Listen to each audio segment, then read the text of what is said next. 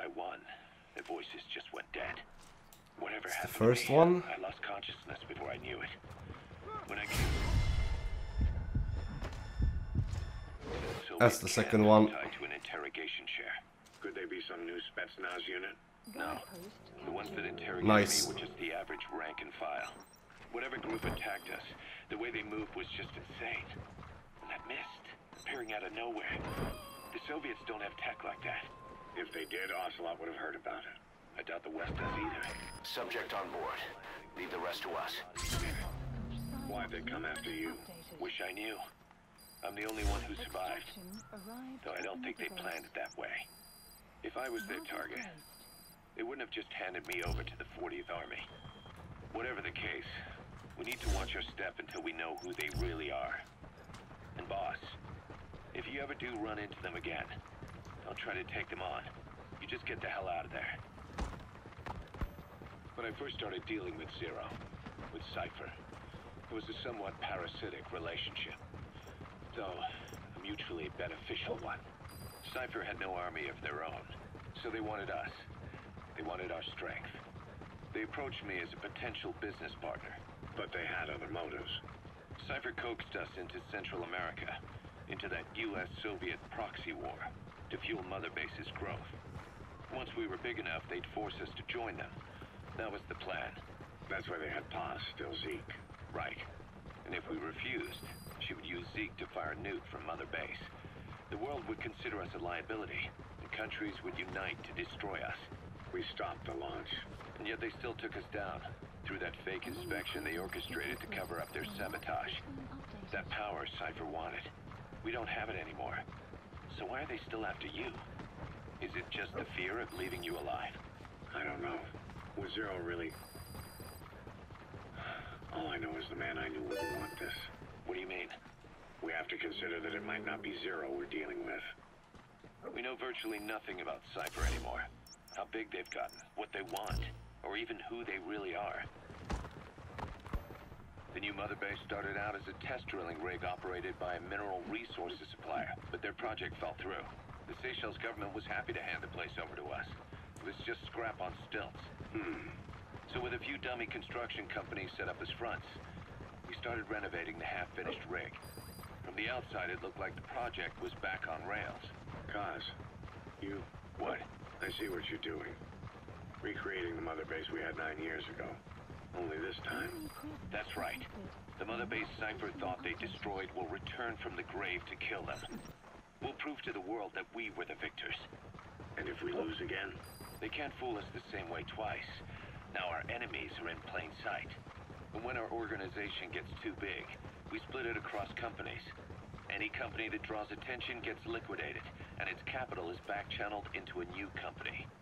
Most PFs are small-time operations anyway.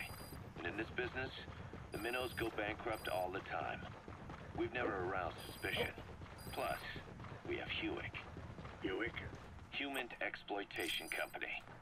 It's a business specializing in intel gathering. Think of it as a civilian intelligence agency.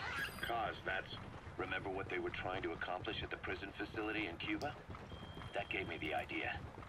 We dispatch moles into conflict zones around the world, and each sets up an intel network on site. Then they stay in place to give us stable points of contact when other nations intervene in the conflicts. Hewick's strength is that it has a cutout at each level. You get your job from one guy, then you hand it off to another. No one has direct access. It's a perfect black box. Hewick members also work their way into the superpowers intelligence agencies to make sure Diamond Dogs gets work. We have those countries by the balls. That's our deterrent when we need it. Networking? In the intelligence community? Sure, that's how we've grown this far. And when you go out on missions, intel from Hewick will be there to back you up. But despite all that, Cypher has its eyes on us. The only reason I'm not dead is that they needed to know where you were. Figured if you woke up, I'd go straight to you. That's why you made that ruckus at the Zero line. Yeah, to make their own surveillance work against them. I think it took some of the heat off Cyprus. Kaz. Then I just had to wait for you to save me. And I've gotten used to waiting. Kaz. That's not all. He's coming too. Roger that. And with the West wanting the Soviets out of Afghanistan, Their agencies are bursting at the seams with funding. Boss, let's start by building up our Afghan. Subject on board. Leave the rest to us. Why do we find a base in the Seychelles? We're at the center of the world here. We're all the way out in the Indian Ocean. Come on. Lebanon, Sri Lanka, East Timor, and Africa.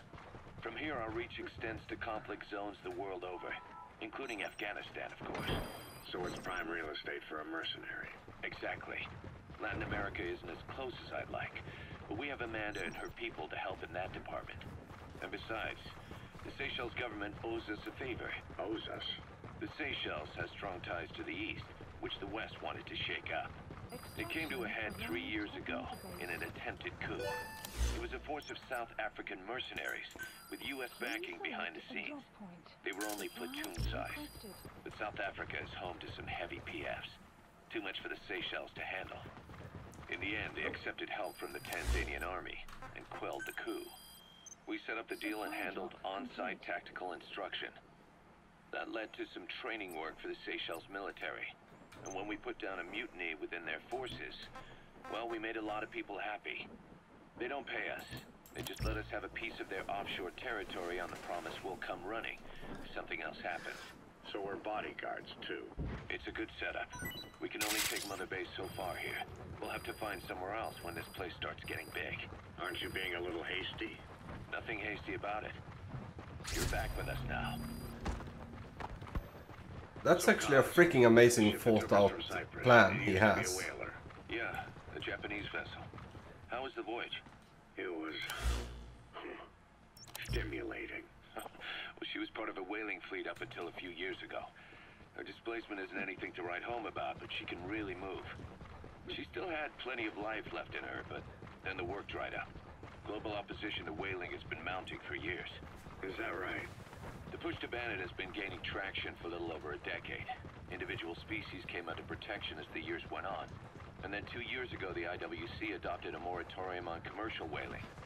Several countries, You need to find a big Japan, bear. fought it to the bitter end. Where could But that be? eventually, most whaling companies had no choice but to throw in the towel. You ever tried whale snake? Can't say that I have. When I was a kid in Japan, practically everybody ate it. That good, huh? The country was poor in those days, and whale was cheap. International opinions changed since then.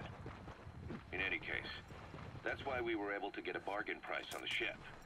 Of course, we did end up spending 5 times the purchase price in modifications. We had to really work to fit in all the ESM and communications gear while keeping the whaler look intact. Right now, she's going around conducting SIGINT missions. In the future, we plan to use her as a communications relay base between you and Mother Base, and also as a chopper resupply vessel. Diamond Dogs. The word diamond originally comes from the Greek adamas. It means indomitable, unyielding. That's the target. Words for the stones often mean eternal bond, fortitude, or purity. The same is true of the Star of Bethlehem flowers you laid on the boss's grave. They represent innocence, as well as chastity, yielding to no man while maintaining one's virtue. In other words, staying loyal to something. I do remember that I do not like this mission.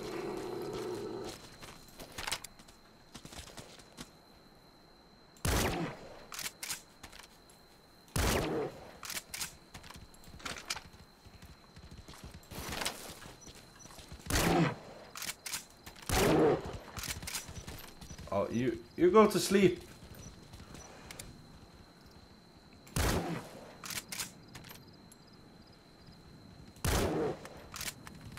Mr. Bear, go to sleep. Tell you. How many of these do I have to put in you?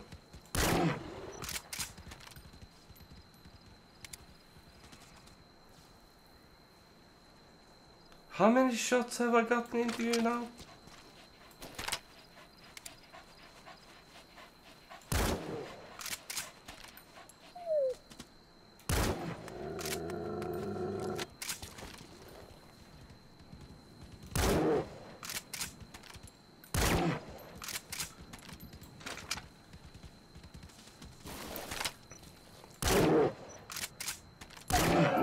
There we go. Finally. Away with you, bear.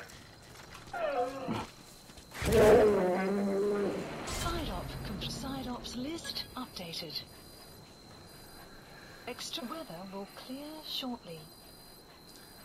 Alright, so how are we looking now? Side op list. We have the stun arm at the power plant. We have the highly skilled soldier. And that's the two that's left. And as we're here, we can go and do the power plant one. It isn't that far off. Well, it's a bit off, but it's not that far.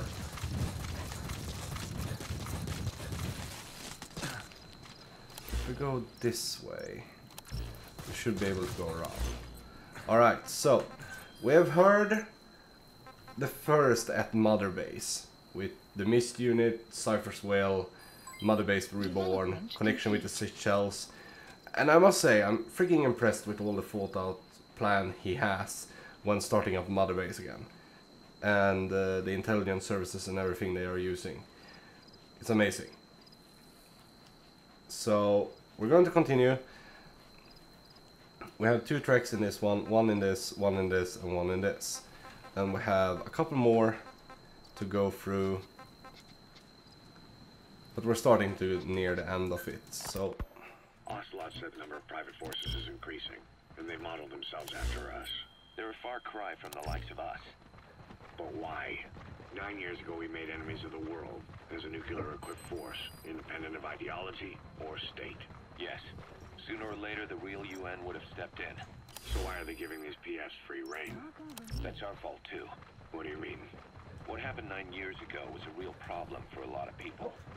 An organization as big as ours, with our facilities, was wiped off the map. Not an easy thing to hide. But if our existence came to light, so would the names of our clients. We had contracts all over, east and west, from superpowers to banana republics. The lot. Our clients denied all association. Like the name with the Banana Republics. They had to make sure things didn't blow up on them. But at the same time, they missed us. They really missed us. The demand for armies for hire was as strong as ever. The international community turned a blind eye to what happened to us, despite still needing people who could do our jobs. History couldn't afford to lose us. As soon as we were gone, they needed a replacement. So private forces spread everywhere. And they're all just a phone call away. But still. I know. PFs are totally different from what we envisioned. Nation-states, revolutionaries, terrorists. They have a lot of clients, and Cypher is one of them. Cypher stays anonymous, but I know their work when I see it. In the eyes of those clients, the world's PFs are all just expendable pawns. The clients don't have to worry about losing their own men. Nobody knows they're involved, and PFs are cheap. In short, the world is chewing up soldiers and spitting them out. Even some of the old Mother Base's survivors are still working for PFs. Some guys created their own smaller forces. Others were taken on by emerging PFs. Everybody's gone their separate ways. But none of them are living their dream, because they're not fighting with you. Of course, I tried to headhunt as many of them as I could for Diamond Dog. It was all a waste of time. They said they weren't interested without you to lead them. But now you're back. And everything's gonna change. We'll unite all private forces under you, transcending nations and economies. What is a nation? Just a patch of dirt. The bonds among us will surpass nations. And that's what'll put the world under our control. We'll establish a new kind of country. Redefine the very concept of it. Even Cypher will be below us. An extraterritorial federation of military nations. The United States of Force. Once word of Big Boss... I really like how everyone needs to have Big Boss. Deterrent against Cypher. Otherwise, everyone is just like, nope, not going for that. Come gunning for you. How do you figure? Cypher lacks a large-scale fighting force. PFs are the perfect tool for them. But those PFs revere you. The legendary Big Boss. If Cypher killed you now, they wouldn't take it lying down. Maybe they'd even go looking for revenge, but they definitely wouldn't keep doing Cypher's dirty work, even if it put their lives at stake. That's why it's no longer a benefit to Cypher to get rid of you. The very fact that you're alive is our greatest defense against Cypher. Nice to know. It'll buy us some time when we get back to full strength. Just keep in mind that what I'm saying is generalizing a lot. In practice, the PFs around the world don't know your face. Just declaring that you're big boss won't be enough to convince them. And if they see you as an enemy, they'll come at you with everything they've got. Some hero. That's why you need to bring them back to Mother Base. Show them on your terms that you really are the one and only big boss. Once you've proven that, they won't hesitate to join us. Oh, I'm the big boss, alright. Okay, so they actually tried to recruit people while we were in the coma, but they didn't because... or they couldn't because no one would join them without us there. That's a rather interesting take of it. Alright, so the next one is an explanation of our bionic arm, I think. We were lucky to get our hands on that cyborg arm developer. There's no one in Diamond Dogs who can so much as maintain that thing. Bionic arm, not cyborg, if you go by what he calls it. But you're right. The East is light years ahead in bionics. They can even detect through the skin the slight electrical signals from the brain that order muscles to move. The Soviet Union completed their first bionic arm capable of doing that back in the 60s. Although I guess that news didn't really reach the West. No kidding. This was the only one I ever saw. Quite a shock to see it for the first time. And it was no mean feat to get hold of Snake's arm. I couldn't get one for you at the time, but you know, now... Forget it. I've no intention of relying on bionics. Right now I need to keep the pain fresh in my mind. Well, it's your decision. But don't you find it... inconvenient? Not a bit. Extraction failed. But the phantom pain. I'm sorry, boss, but the extraction failed. The support unit just isn't skilled enough. There's nothing... If you want to increase the success rate of Fulton extractions in bad weather, you need to improve the support unit. I don't really care if it fails or not right now. But my pain belongs to all our dead comrades. I just Keep wanted living with it to for their sake. You gotta extract him. Through until I've gotten them the vengeance they get rid of them so I can actually move.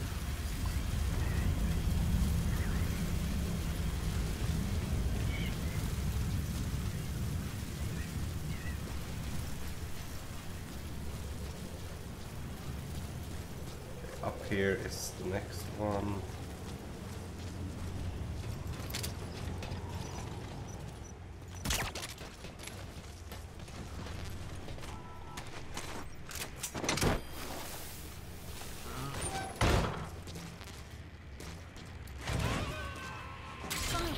Side ops list updated. Subject on board. Leave the rest to us. Alright. Development project has been added. So the last one is extract a highly skilled soldier, which is over there. That's a shit ton ways away. So what we're going to do is get a chopper to pick us up, and we fly over there instead. This one will be the closest one. Let's turn on the next cassette tape as well, so we're not wasting any time. Diamond Dog's intel team specializes in information gathering, mainly HUMINT and SIGINT. They plant scouts and moles in the field. These operatives will blend into the local populace and work under the guise of a resident, or disguise themselves as travelers and ask around for information. They observe targets using various hidden bugs, cameras, and transmitters, and by tapping their satellite and phone communications. Analyzing all this information creates a clear picture of how wars and the PFs fighting them are changing. This data can also be used for threat assessment when deciding whether to accept contracts from certain clients. And during missions, the intel team keeps track of target locations and produces FOM predictions, reporting mission-critical information based on real-time remote observation of changes in the AO. What you hear from us over the radio... You gotta extract him. We interpret the data gathered at the command platform. However, intel team operatives go unarmed in almost all situations to avoid revealing themselves to the enemy. Some will carry a knife, but most have nothing at all. As such, don't expect them to help you take on heavily armed adversaries like PF soldiers. Think of them as entirely passive in the hot zone.